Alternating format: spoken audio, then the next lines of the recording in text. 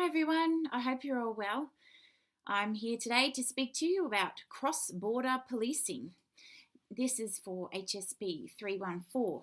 Now, there's a couple of different ways that we can talk about cross-border policing, and that is, you will see the words cross-border used, but there's also transnational is another one that you'll see used a little bit. But they're actually kind of different things. So I'm going to step through that a little bit in this lecture today. As you'll see on the first slide in the set of slides that I put up for this lecture, you can see I've got a picture of Australian Border Force, some police officers there with some sort of drug paraphernalia, that type of thing, working for the AFP, and they often work with the Australian Border Force. And then got a picture of, in the middle, of what are called special constables. Now, special constables typically come through the AFP, but however, I think other police officers from other jurisdictions can go and get those sort of qualifications as a special constable to work across borders, depending on what they're doing and how. Now, I'm going to explain all of these things as I go, but special constables are really interesting because they were basically the first officers who could cross borders, and they had an understanding of what the jurisdictional differences were and all of that sort of thing. They have different powers that work across those state and territory boundaries in particular. So that's one example of how Australia's kind of moved forwards in terms of what we call this idea of cross-border policing. And we've really had to change the way that policing happens so that that's accommodated better. So I'm going to talk through, in terms of the learning outcomes, what cross-border means, what transitional means will be in the second lecture, how these are related to policing arrangements in various settings, and hopefully to think through a couple of examples. The reason why we're talking about these issues is that we obviously live in an increasingly globalised, deterritorialised world, and that is most obvious when we're talking about crime. We're seeing crimes now that literally just obliterate national, state and even international borders. It's happening across vast territories. Economic, political, social and cultural worlds of everyday people even transcend state and nation-state borders. There's transnational corporations, there's mobility of people and capital across those borders, and of course we have seen, particularly in the last 10 years, a really transformative process happen with communication technologies, be it mobile phones or Facebook or whatever it might be. We also live in an increasingly uncertain political and natural environment. We've got natural disasters and various other forms of states of emergency. There's transitional political states as well. And those are the types of things where we typically see transitional policing happen, which is what we're going to talk about in the second lecture. So what does it mean to cross-border then, or police cross-border? And as I said before, this is both national and international. When we're talking about national cross-border policing issues, this is when we typically see crimes and therefore associated policing practices that cross national borders and or when police must work together across borders to resolve a particular crime. So we're talking about state and territory borders here as opposed to the borders of countries in the case of international, or what other people call transnational policing. Investigation of cross-border criminality and offending using national criminal laws by domestic police agencies, either individually or in joint operations with agencies from other national jurisdictions. So this is what we mean by cross-border. Each state and territory has its own police organisation structured into groups or divisions, and they investigate and manage a vast array of organised crimes in that respect. And they do this across states and territories. And we're seeing a lot of different types of organisations involved in this type of work, and I'll talk about some of those towards the end of this lecture. So one example of these types of, policing work are what I've just mentioned before, are special constables. This is where cross-border policing happens in Australia, but it's made difficult because of the lack of regulations about horizontal, which is interjurisdictional, and vertical, so the way policing happens between state and federal level cooperation. And Saskia Hufnagel talks about this in a fair bit of detail, and I've given you her reading to do as one of your set readings because it's a really good one. So we see jurisdictional differences across state and territories.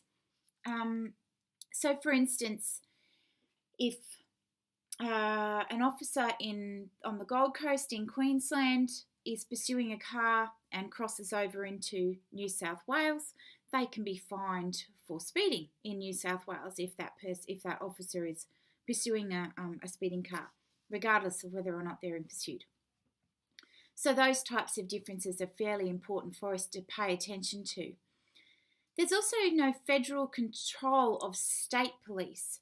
Nothing at the top that sort of says, these state people are, you need to override your local laws so that you can help this other person in this other state. And the federal laws can sort of oversee that sort of stuff and say, well, you need to listen to this other person and work together.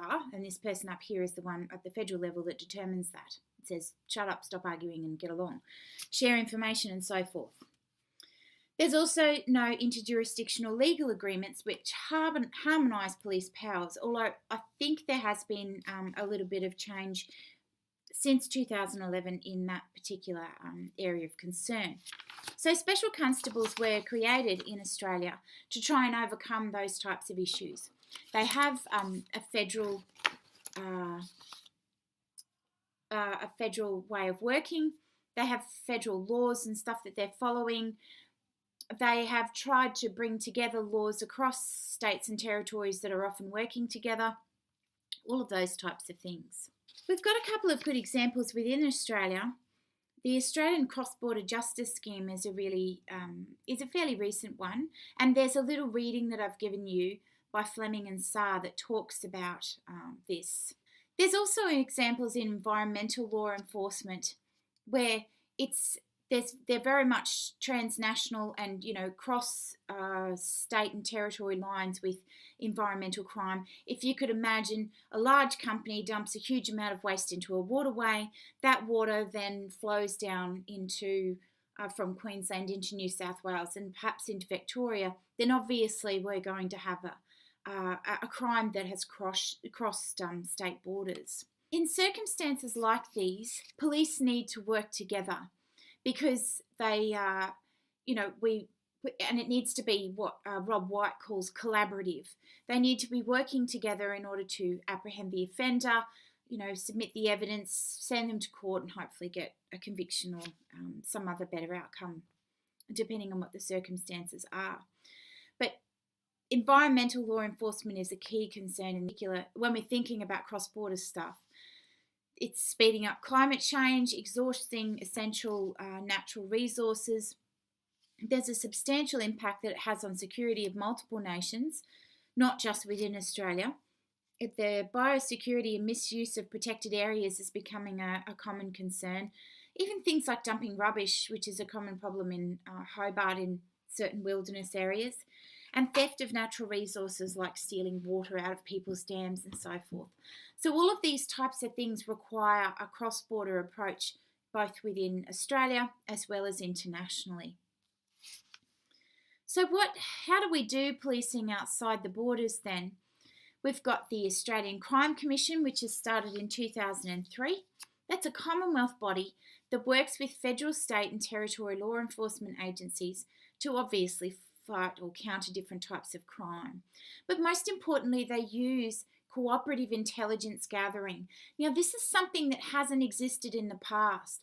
Very typically, when police have information about a particular crime or a certain offender, that jurisdiction will tend to keep it to itself so that they can be the person that, brings that person to justice, or so they can be that jurisdiction that does that. So there tends not to be as much information sharing across policing organisations in the past.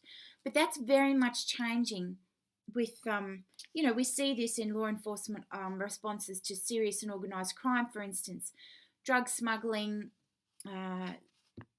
human trafficking and so forth, all require a more collaborative effort, and the ACC makes this possible.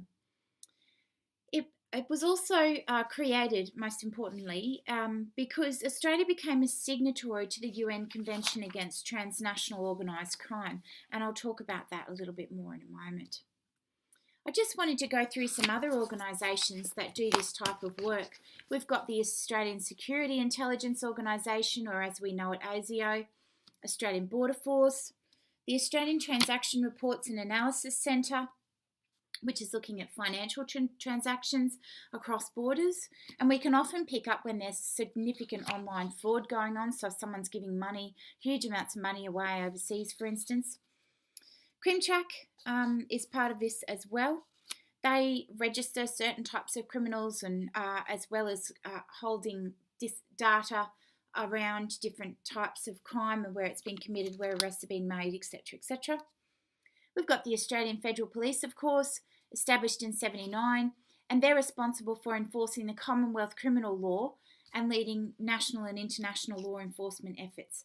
And you'll learn more about that in this, a little bit more about that in this lecture, but mostly in the second lecture on policing in transitional states and transnational policing and so forth. Of course, they are also involved in the managing the flow of illicit goods such as drugs and human trafficking and so forth, running special units on particular transnational organised crimes, such as those things we've talked about before: trafficking, sexual exploitation, counterterrorism and money laundering. The Australian High-Tech Crime Centre is also a fairly recent one, and they look at things like computer intrusions, so looking at stuff like the, oh my gosh, I've forgotten the hacking we had recently, where it was hacking into people's email accounts. It was freezing all of their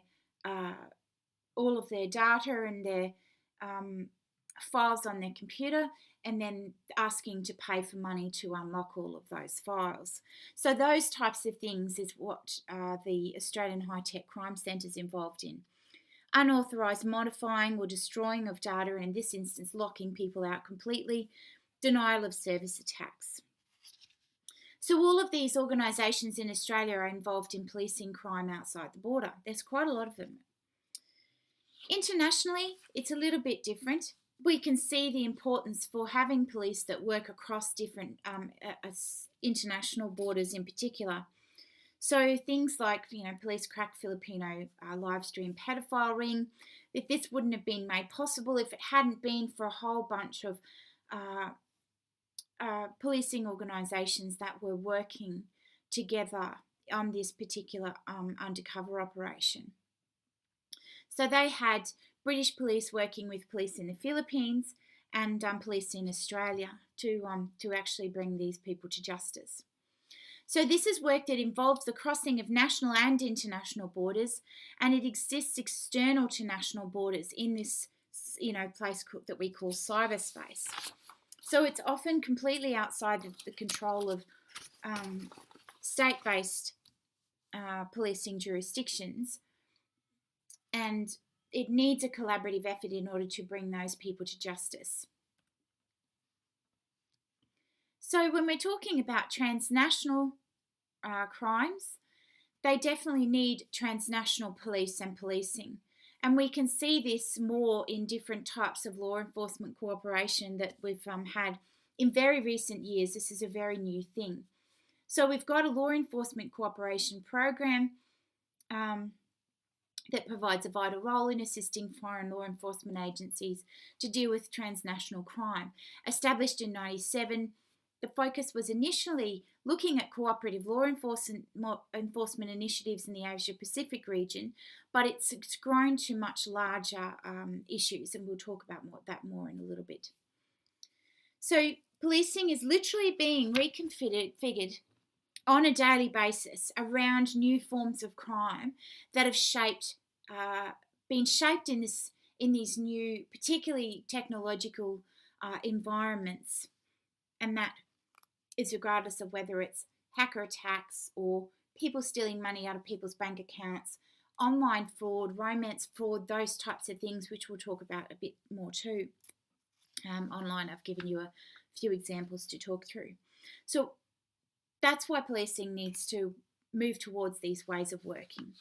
So we have a few national and international agreements now that make these forms of work possible. We've got the UN Convention Against Transnational Organised Crime and the protocols there too, as they call it. This looks at the way that police activities can be structured and institutionalised through national legislation or agreements and international laws and treaties. And this specific Convention Against Transnational Organised Crime has a whole bunch of other UN offices that are focused within it. We've got the UN Office on Drugs and Crime, the Security Council Resolution 1371, and then the UN peacekeeping missions around civilian police officers and so forth. And I'll talk about that a little bit more in the transitional policing lecture.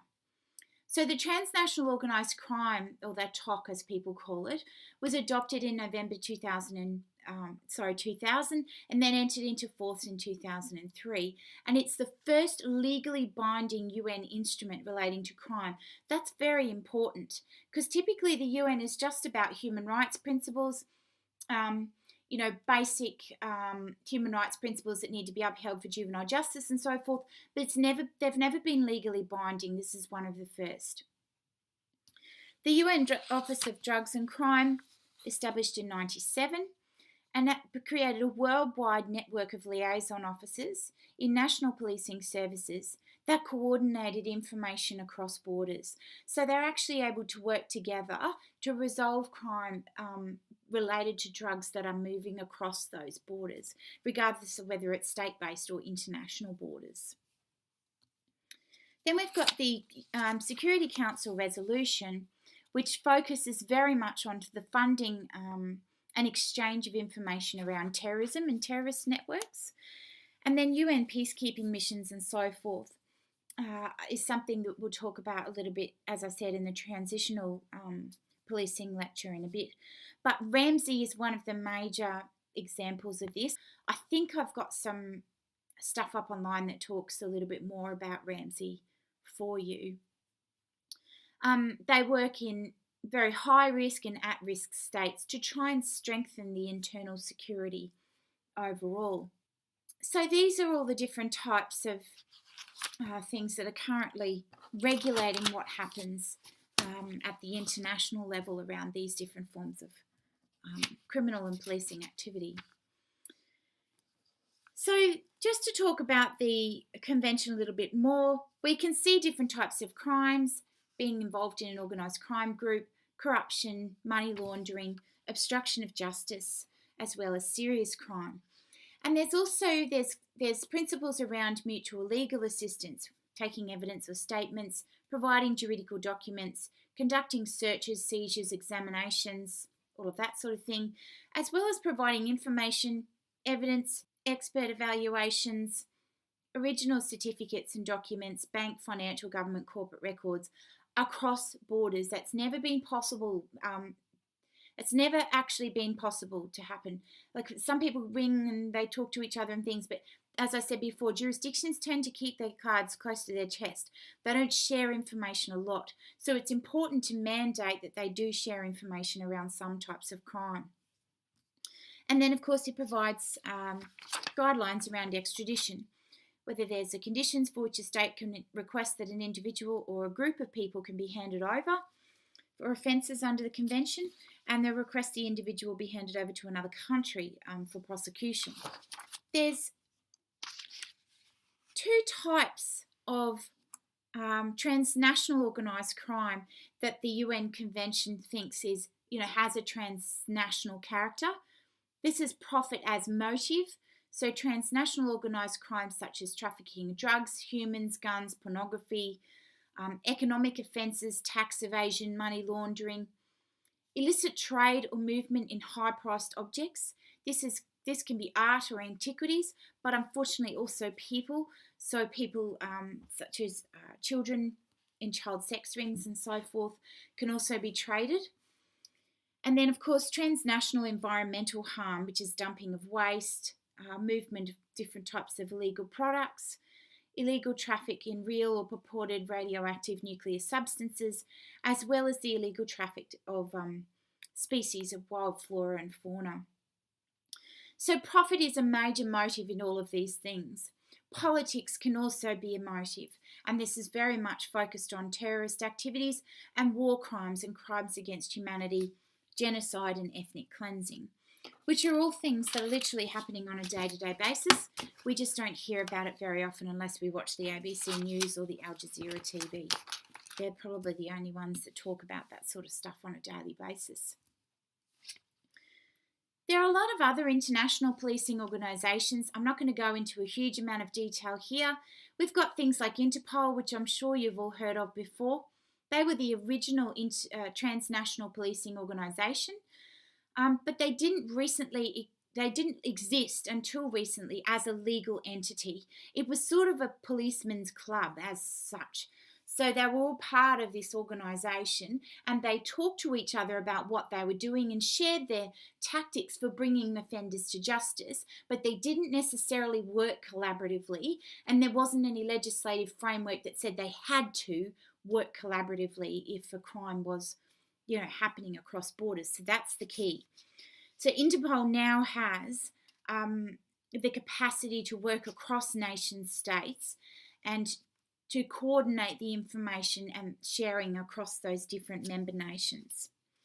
We've got the International Criminal Court, which is concerned, of course, with serious war crimes, crimes against humanity and genocide. And then we've got regional organisations such as NAFTA, the European Union, Europol, ASEAN and APEC. Now these are probably declarative, so they're declarations around, we'll do this, we'll do that. They're not legally binding, very similar to what the UN does in that respect. So they're declarative rather than compulsory. People can sign, they can tick, they can, all of that sort of stuff to be part of it, but it's not necessarily compulsive. The EU is a case study of embryonic transnational policing. They've found that it's been effective at the macro, meso and the micro levels. I'm not going to talk too much more about that. You can find out more about that stuff. There is so much information online about these organisations. Then we've got organisations like Transparency International, which is an organisation completely focused on looking at the perception of corruption across the world. So it is about monitoring worldwide corruption, but it does this on the basis of people's perception of corruption. And very often we see the lowest, the areas of the world which score the lowest on the Transparency National rankings are those which are entrenched in conflict and characterised by fairly consistent conflict overall. So Angola, South Sudan, Afghanistan, North Korea and Somalia were ranked some of the lowest across the world in one of the recent rounds of rankings.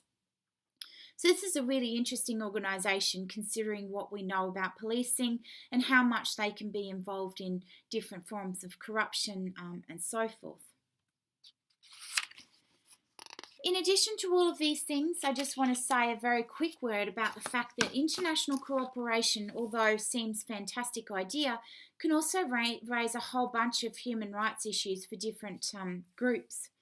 One of the ones that we've seen this happen in more recently is most definitely the AFP and its handling of the Bali 9 case.